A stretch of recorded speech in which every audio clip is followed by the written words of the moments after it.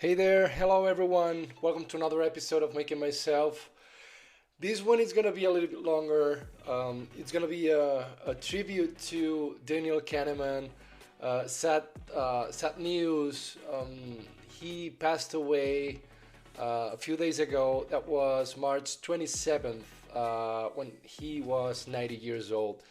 And you might or might not know Daniel Kahneman, but he's been known as an American author, psychologist, economist.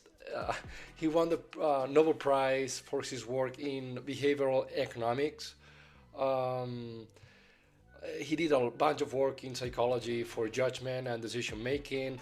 So he has great stuff that he did during his life. He at the beginning worked along with Amos Tversky, which already passed away from cancer many years ago. But the work that that Daniel Kahneman's uh, made earn Daniel Kahneman's the Nobel Prize was based on the previous work from Amos Tversky as well.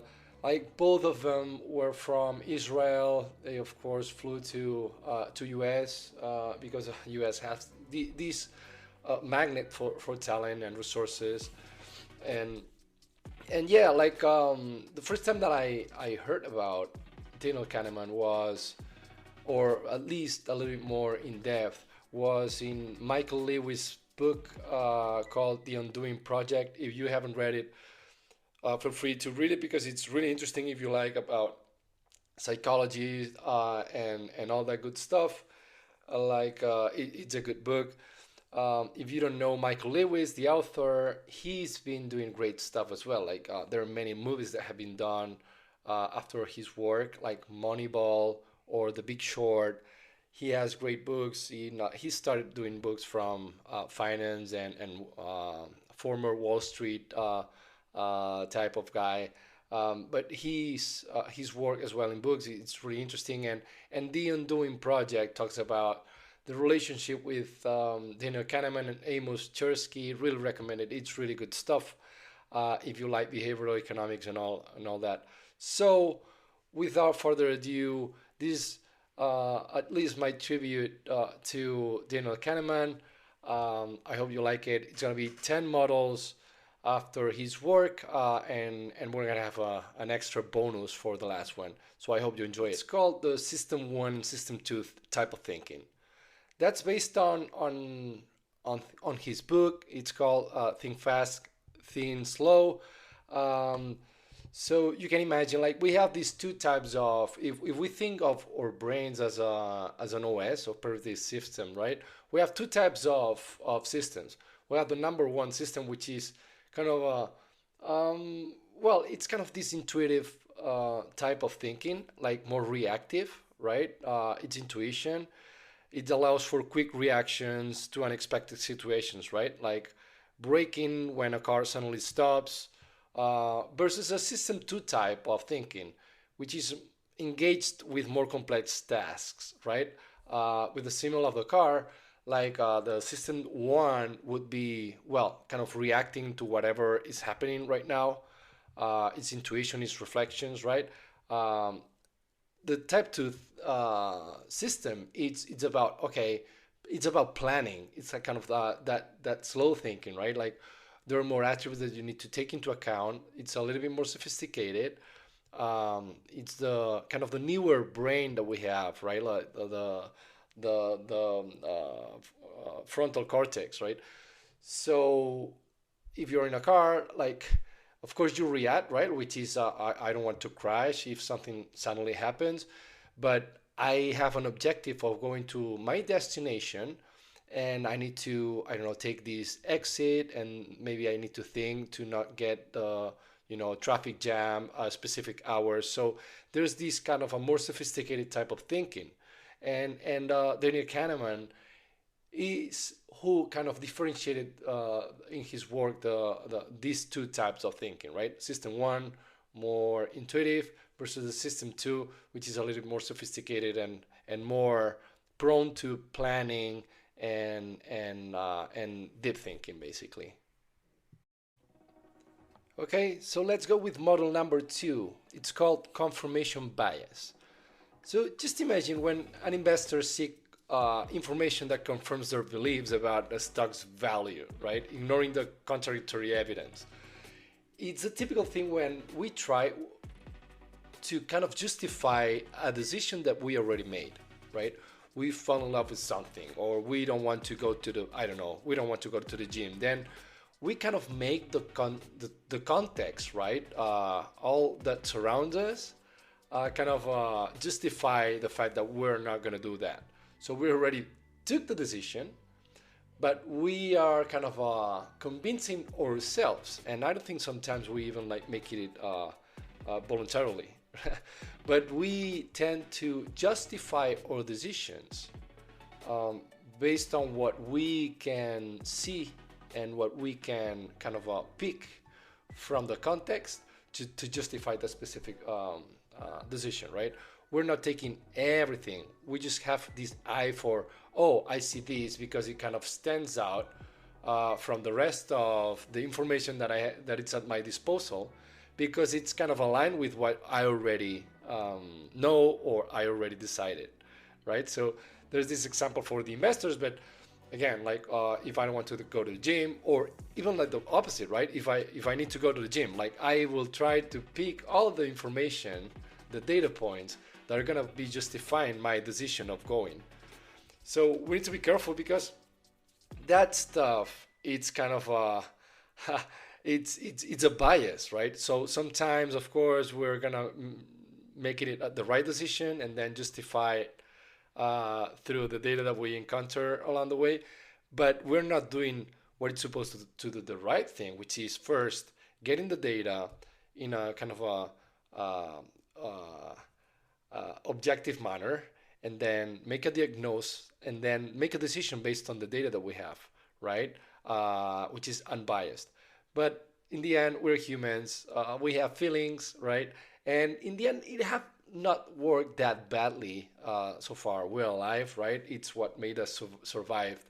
Um, but yeah, like basically, we need to be careful with confirmation bias, especially when we're making the wrong decisions, because even though like we're gonna kind of justify them based on what the data that it's our disposal, or the kind of the data that we want to use to justify those decisions.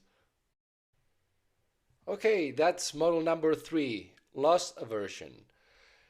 Imagine like this investor, or who, if you invested in the past in stocks, right? We kind of refuse to sell a stock when we are at loss, a loss. So it, it might be due to emotional attachment. Even if we hold it and it might lead to greater losses, right? We kind of refuse to kind of take the real loss. We're kind of expecting, okay, that will go up again. So we don't want to make the loss a reality, right? We kind of holding on to hope that it will go back up, and we won't have to take the losses. But there's this sentiment or feeling that we have, especially when money is involved, right? And they have like this interesting experiment, which kind of explain how people, we are more risk averse to losses. Like we feel the loss greater than the potential, the winning, or not winning the same amount. It's less painful than losing the same amount, if that makes sense. Basically, the prospect theory, what it says is that we always feel the losses greater than potential earnings, if those are not realized.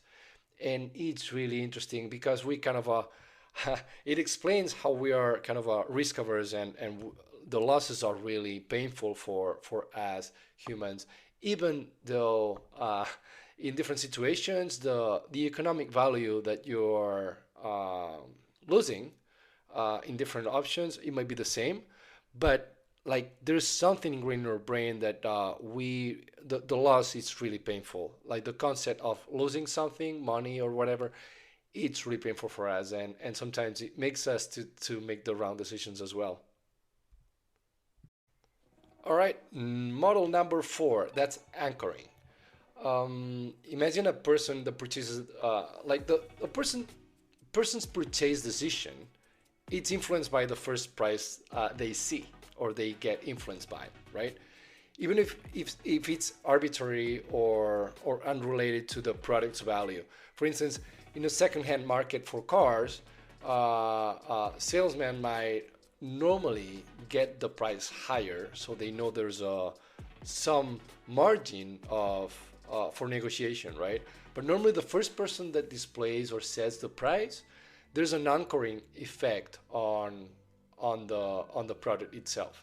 Even though like we know the market value of these, because you might know that the price of something is defined by the supply and demand, right? Like there's an open market, there's some supply, there's some demand. Depending on the quantities of supply and demand, that sets the price, right? So knowing that, like normally the salesman will try to anchor the higher price, and the potential customer will try to set the price at lower, right? So they have like more value out of the transaction, right? You want to save money if you're purchasing, and you want to charge as much as you want, as much as you can if you're trying to sell something. So the salesmen normally they know that stuff and they do that on a daily basis. So the anchoring effect is really effective. So trying to set the price higher, it's gonna put us in this mindset of okay, that's kind of the range that we need to move on, right? So yeah, that's something that is used in negotiations and still proven to be right. Model number five, availability heuristic. That's a fancy name to say when that we basically overestimate the likelihood of rare events. Imagine like when there's something that happens and it's a big impact, right? Like let's say that there's a plane crash and all the media covers it, and then it's kind of this strong feeling, right? Like there's something that is very rare, normally never happens, or anything that it's kind of really impactful, right? It's very memorable, right? And we receive disproportionate media coverage. We tend to forget that having a plane crash is very unlikely. We're more likely to die from a car accident rather than a plane accident. But yet, like because we receive this strong emotion and we kind of exposed to a lot of media on that stuff, we think that it's going to happen, like more likely that in reality, that it is in reality, right? So we need to be careful with that stuff. Um, so basically, again, like we overestimate or we tend to overestimate the likelihood of rare events when something happens and the media starts covering it, and basically that kind of it's a bias that we have, intrinsic bias, because again, like we think it goes back again to the system one and type of system two. If you go to the system two, it's going to tell you, hey, you know, in the past, statistically, you're safer traveling by plane than by car. But your system one, because it's more emotional, right? It's going to tell you, oh, avoid planes because this may happen as well, right? And you kind of it's very recent, and you're impacted by the bad news. But again, like we need to be careful on when to use our system one versus our system two, which is a little bit more sophisticated. And both systems are useful for us. We just need to be careful on when to use which one. All right. As a model number six, that's regression to the mean. That's a really interesting. That's a really good one. Because there's a story that in Michael Lewis's book, again, like the Undoing Project, when Daniel Kahneman was doing this military service for Israel, he actually was from Israel. He helped on the psychology field with working with fighter pilots. And the rank that was supervising fighter pilots in that division itself, he felt frustrated. He didn't want to give kudos or kind of give any positive reinforcements to anyone that did well.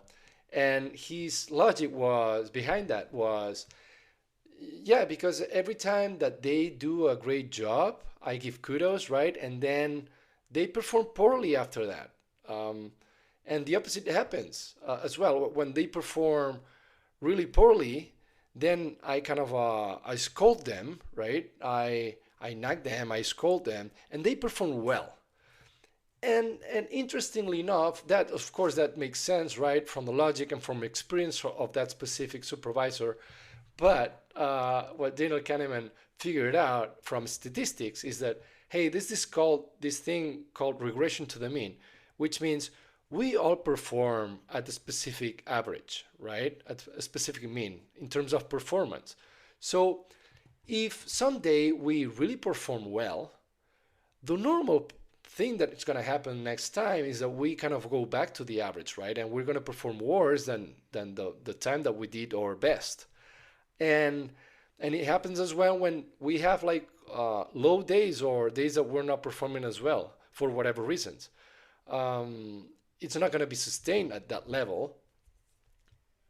Of course, we're going to go back to the mean, so we're going to get better from the worst days, and we're going to normally be worse from the compared to the best days, right? So we go back to the mean, regardless of someone scolding you with negative reinforcement or giving you kudos uh, with positive reinforcement. So, having said that, like that's a really interesting point. If you're a manager or if you're leading any team in your company, or actually if you have a supervisor or a manager that behaves that way, mm, well, we need to make them understand, and we need to understand that normally the people have a specific average performance, and normally we'll go above. Sometimes we'll go above that average performance, and sometimes below. And ideally, throughout time, this performance is going to be increasing, right? Steady, but there are going to be peaks and lows across this path, right? This evolution, and we need to be careful because we cannot fall into this logic of, okay, I am never going to give kudos or give positive reinforcements because after that they always perform worse, and I'm always going to give negative reinforcement and scolding people because then after that they perform better. Like we need to look at stuff in the midterm and long term, right? What's the logic behind that stuff? And the regression to the mean model, it's not only for psychology, it's also for in reality, right? Like for with objective dimensions. For instance, if we look at society and let's pick the average height of people. Let's say the average height, if I don't know, 5'5", and normally if someone is 6 foot or even like 6'2" or 6'3", right?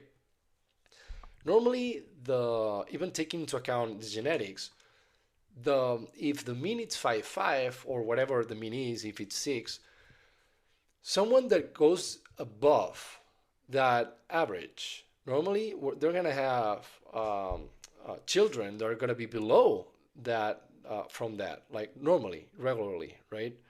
Because we're gonna go back to the mean. And that doesn't mean that the mean is going to be moving, right? Because maybe if 20 years ago, 30 years ago, it was 5'5", now it's like 5'8", it might be 5'9" or 6, whatever. But normally it goes back to the mean. And we need to take that model into account for many, many things. So that's an interesting one. All right, let's go with model number 7, the framing effect. Um, have you noticed that consumers are more likely to buy a product advertised as 90% fat free, more than one as described as 10% fat, right?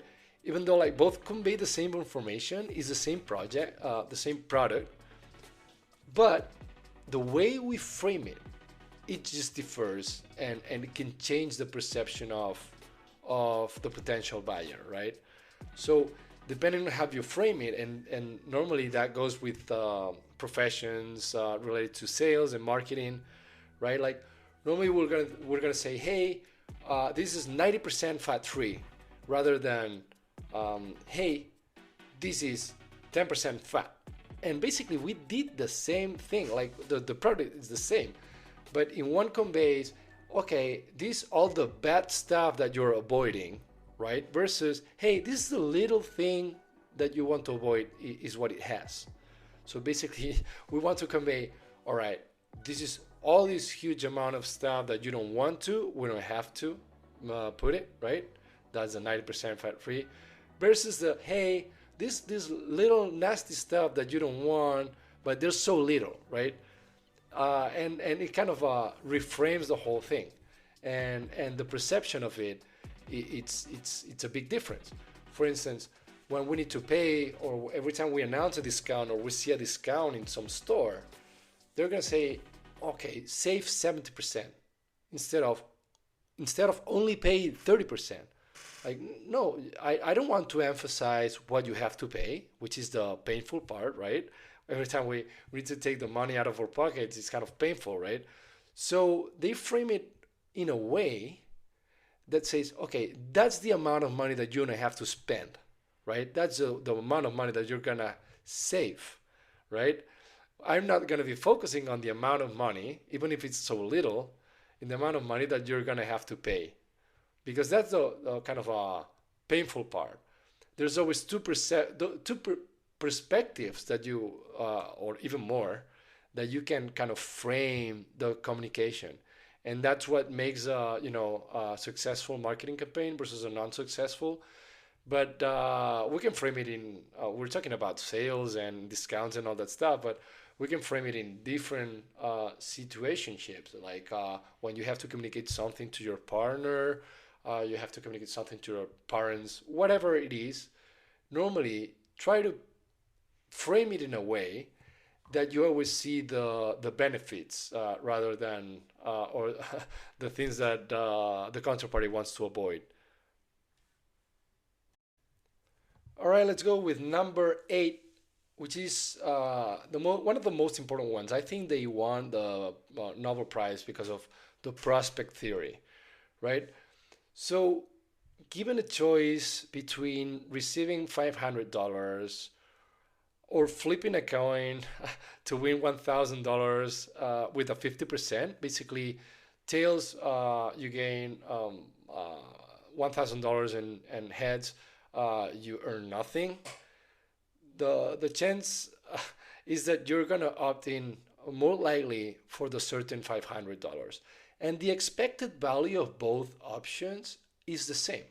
Like in average, right? Statistically, if you flip a coin many times, you're gonna get like 50%, right? Basically, meaning that if 50% of those times you're gonna earn $1,000 and the other 50 is zero, the expected value of option number one, which is kind of flipping the coin, is going to be $500, right? Which is the same as winning the certain or 100% of times that we're going to earn $500. So those two choices, right, are have the same expected value, but most of people we're going to be picking the certain 500, and that's kind of a related to, if you think about it, right, most of the models are very related with the loss aversion, with model number 3 previously explained. So we kind of we're risk averse many times, and we hate losing stuff, so we look for the certain stuff, and this is one of the they have like really cool stuff in experiments, and in think fast think slow, from Daniel Kahneman's book, they have really cool type of experiments where they were doing in terms of I think it was with insurance and kind of asking specific questions on why someone might not want to, flip a coin versus flipping a coin if you get a disease or whatever. Like it was really interesting stuff. If you're, if you like that stuff, I really encourage you to read the book from Daniel Kahneman. But prospect theory, that's the thing. Again, it's very related with loss aversion, and it's good stuff to take into account every time we need to make decisions as well. All right, no, number nine, model number nine. It's called the endowment effect. So you're familiar with it for sure.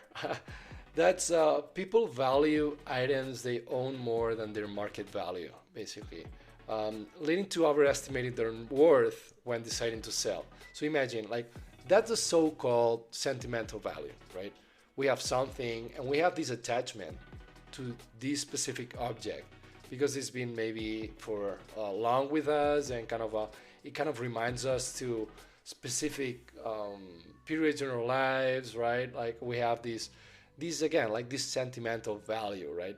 So the endowment effect, it's the value that we give extra to something, um, uh, despite of having a specific market value, and we overestimate that worth based on our experiences and our own attachment to that specific product in itself. All right, we're going for model number 10, which is sunk cost fallacy. That's also related to the loss aversion and the prospect theory, at least um, from my opinion. Because imagine, like, we've seen that many times. Imagine a company continues to invest in a failed project. And that's because there's a prior significant investment on that specific project, right? Even if the future returns likely won't justify further investments on that specific project, we kind of justify it by saying, oh, we spent so much money already that we cannot just let it go. But those costs are sunk costs, right? We're not going to get back those. And if it's unlikely that the new investment is going to kind of pay off in the future, it doesn't matter if we spend millions of dollars on that stuff. Like we need to take into account only the returns based on the next investment that we need to put in the project, right? So we fail again and again into that, like, and that's very related to kind of yeah, it's kind of the loss aversion stuff that we mentioned before. It's kind of making real, like once we forgo like that a specific project after we spend a lot of money, that's kind of make that loss a reality, right? And it's tough. It's tough for us. Like we're risk averse normally, and it's so tough psychology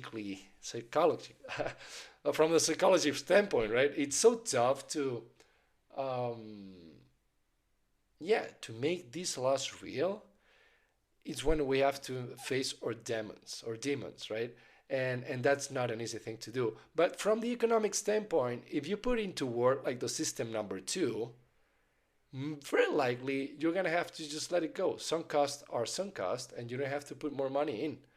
But system number one says, hey, let's react. Let's just keep doing the bad stuff because we have this emotional attachment to something, to a previous decision that we made already, and things like this. Having that into account, it might help us to make the right decisions going forward when we spend a lot of money already.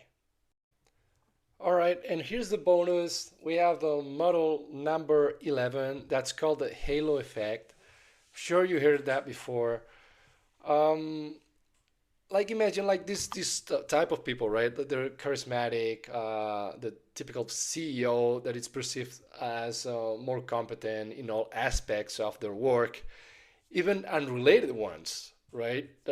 Solely due to their charisma, like someone that is very charismatic, and then we tend to think that, okay, this person that is just a great communicator, great charisma, and we think that they do the all the things at the same level, and it's not real, right? Like many times, like we are not, we're not kind of filtering out, like maybe on the technical standpoint for all the stuff they're not that good, and that's why like many con artists they know that stuff and they're really good at something. They show off on that specific part, and then the rest, because of the context, we assume that this person is kind of a great in all disciplines, which is not true.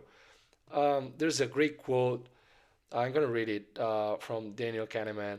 It's called, well, I quote, like, if people are failing, they look inept. If people are succeeding, they look strong and good and competent. That's the halo effect. Your first impression of a thing sets up your subsequent beliefs. And that's so true, right? That's so true.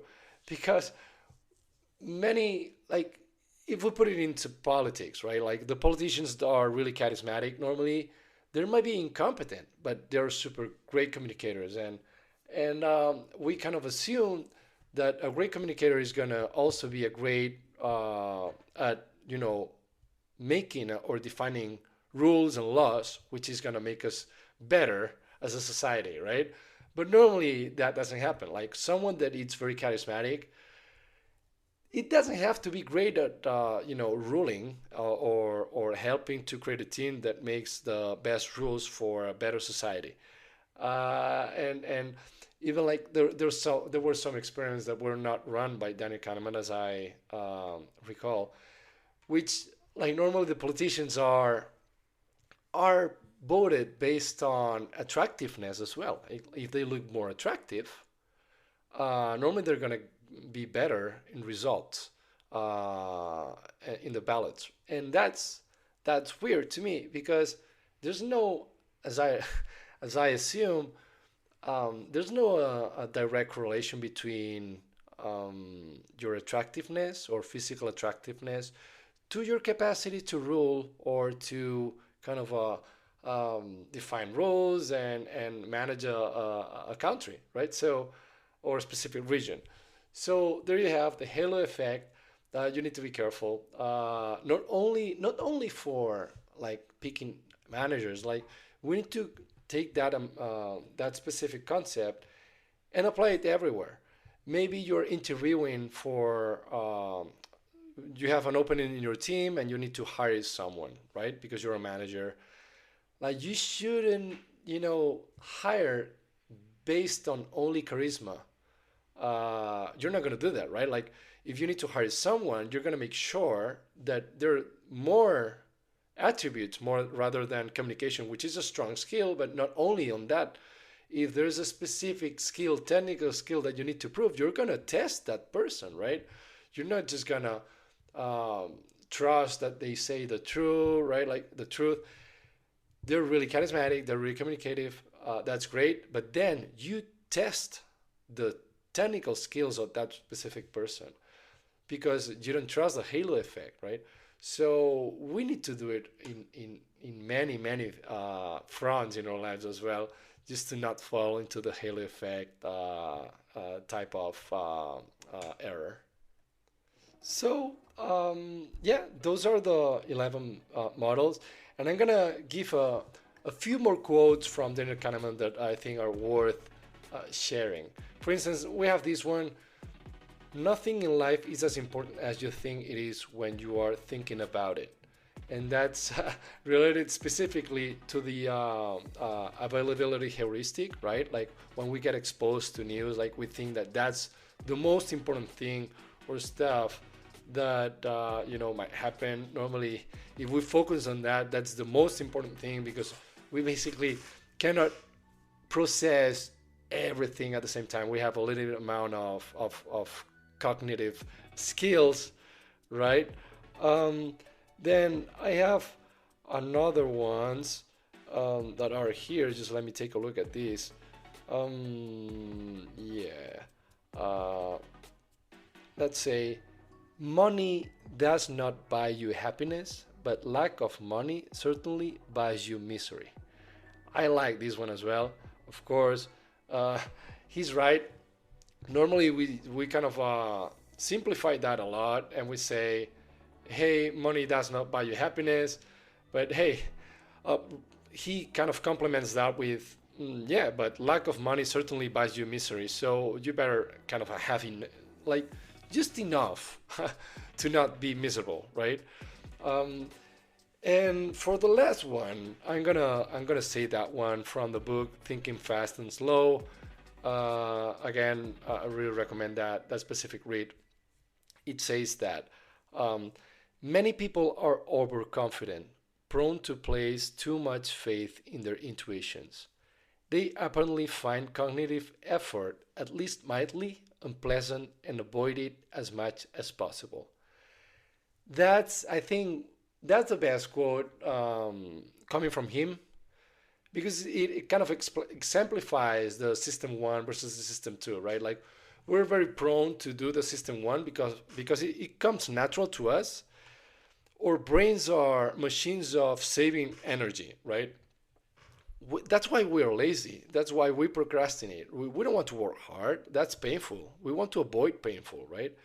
And system one, it's kind of native in ourselves. Like it's natural for us. There's this gut feeling that it's not that it's wrong because many times it works well, but system number two, which is a little bit more painful and it requires more energy, it will help us to make, at least the most difficult decisions better. And that's a perfect quote to finish that specific um, uh, episode. That I hope that it was interesting to you. And yeah, that episode was a little bit longer than average. I had the time. So first of all, I really wanted to thank you to stay up to here. Hopefully that was interesting for you. Again, like feel free to reach out and send me any feedback or any suggestions about the podcast or everything that we're working with makingmyself.com. Yeah, like this one was a good one as a tribute to Daniel Kahneman. uh, the mission of the podcast and the mission of the company itself, it's kind of a helping people to live better lives, like kind of a making the right decisions to put us in a good spot to keep on living better lives. And sometimes it's hard, but yeah, like life, it's supposed to be, it's not supposed to be only easy and happy and everything like easy. Life can be hard, but we can make our lives easier and more interesting when we make better decisions. And that's why we need to be in tone with our body, like be in good shape, good health, not only physically but also emotionally, and yeah, like kind of the right mindset and make the right decisions. And that's what I try to kind of spread with makingmyself.com. On the physical part, also, I'm kind of testing some vitamins, and I'm working with a laboratory. And I can already say that I'm testing some stuff that it's good for your health, but it tastes really bad. So we're kind of adding some flavor into it to see that it's still healthy. Not want to add a lot of sugars and all that stuff because it's not good for your body. But again, like we're working on doing a multivitamin complement that it's good for your brain, it's good for your body as well, and also another supplement for brain and mind performance. That's all good stuff, but yeah, it's taking longer than always. It takes longer than one expect, but again, like the good stuff normally, it's aiming for the midterm, long term. So it's gonna be valuable for anyone that decides to go for it and give it a try. So, without further ado, thank you so much again. Like, feel free to contact me at Freddy at makingmyself.com. That's Freddy as FREDI at makingmyself.com.